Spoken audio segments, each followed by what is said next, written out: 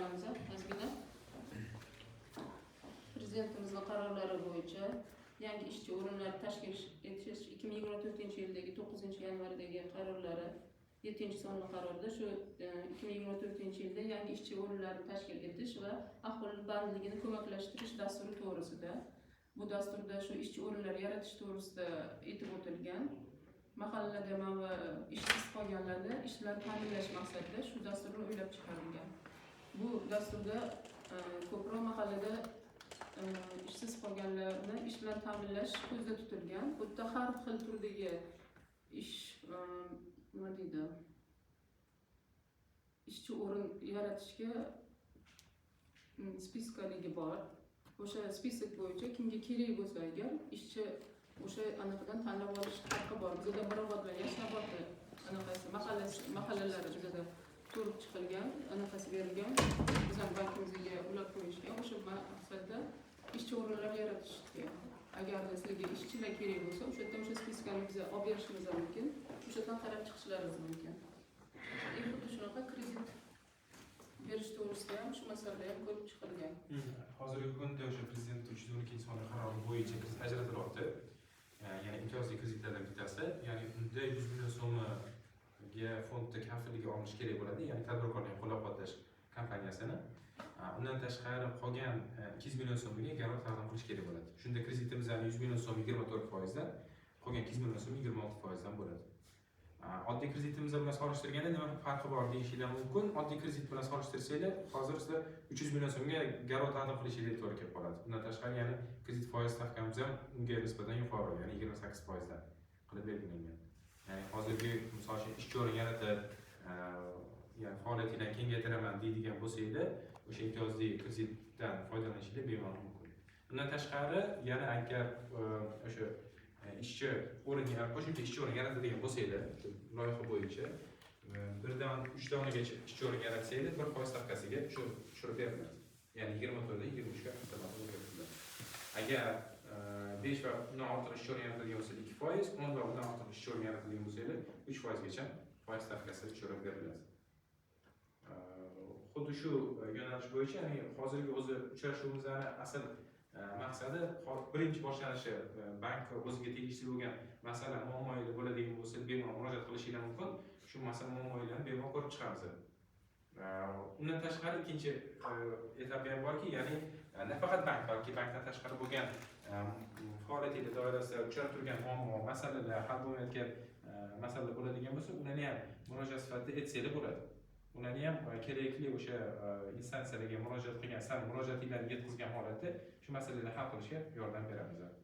Balki hokimiyatda bo'lar, balki kadastrda bo'lar, balki misol uchun kommunal xo'jaliklarda qanaqadir masala bor bo'lishi mumkin. Soliq bilan agar xuddi shu tashkilotlar bilan bo'layotgan har bir masala muammo bo'ladigan bo'lsa, bemalol murojaat qilishingiz mumkin.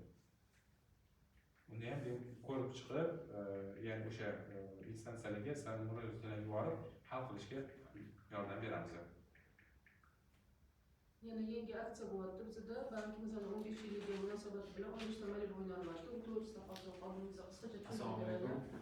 Bizda bank 15 yillik munosabat bilan hozir 15 ta malibu o'ynalmoqda. Korporativniy klientlarga, ya'ni korporativ mijozlarga ajratilgan qismi 2 ta dona bo'lib, o'tdagi asosiy talablar ishchilar, zarplatniy karta, oylik ish haqi oladigan xodimlar bugundan mana bu ham kiritildi. Mastercardga tushirish kerak bo'ladi.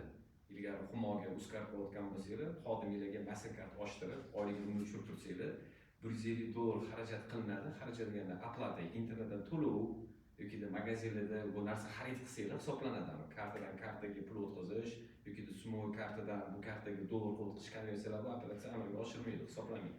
Faqatgina to'lib yoki shu internet oplata to'loviga bo'lsa, birinchi har 3 oyda bo'ladi bu. Mart, aprel, may, iyunda javob etiladi. Shundan 1-dekabrgacha bo'ladi. У нас в связи с 15-летием банка Ренфинансбанк сейчас разыгрывается 15 автомобилей Malibu. Из них всего лишь 2 автомобиля Malibu, они предназначены для клиентов корпоративных. Там основные требования какие были? Заработная плата должна быть у нас, вот сотрудники ваши должны получать зарплату. И с сегодняшнего дня мы внедрили карту MasterCard в сумму эквиваленте. Зачисляете заработную плату, там основные требования какие? $150 в эквиваленте, это получается плюс-минус 2 миллиона сумм. только расходы. Иногда оплата по интернету можно быть, покупка магазина, там корзинка, но не перекид, как это называется, но не P2P операция, да, с карты на карту перевод и сумму карты на валютную карту конверсии, они не считаются. Только корпоративные клиенты наши. Только расходы. Только расходы, да, учитываются.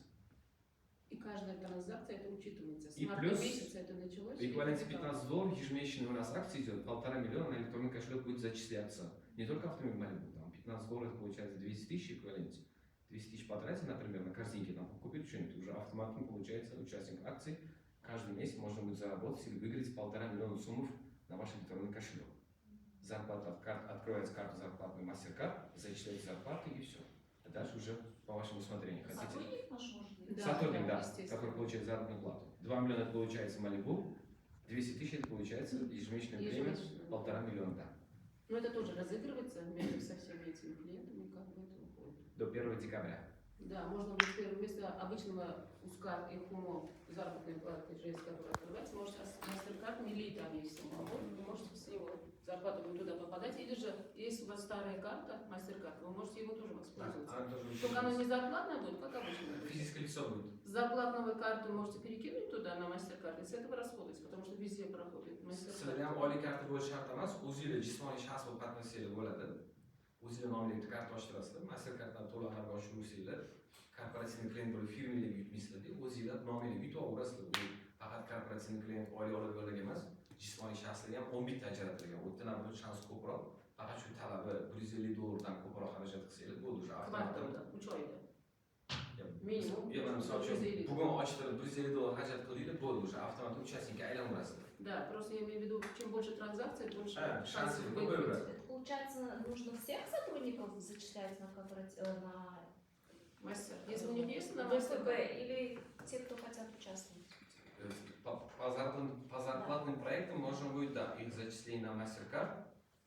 Ну, те, кто хотят. Те, кто хотят, а если которые не хотят, ну уже на свое усмотрение. нет, если у них открыт уже MasterCard, они могут зарплатную перечислить на MasterCard и с него потратиться. До 1 декабря эта акция действует. Ну, хороший шанс просто. Сейчас Да, буду вдруг открывать. мои Да, MasterCard. повезет, может быть. Есть ли какие-нибудь вопросы? Сауаль Лабусе? Решляк Сумки. Юрий Чанова? У вас нет вопросов? Как смотрите, думаете? Да, мы хотели попросить, чтобы первую часть На русском языке, да. да. Хорошо, там было о том, что наш президент, у него согласно хорошему Указ. да, указа президента, надо было, чтобы рабочие места Создать рабочие места в сфере услуги.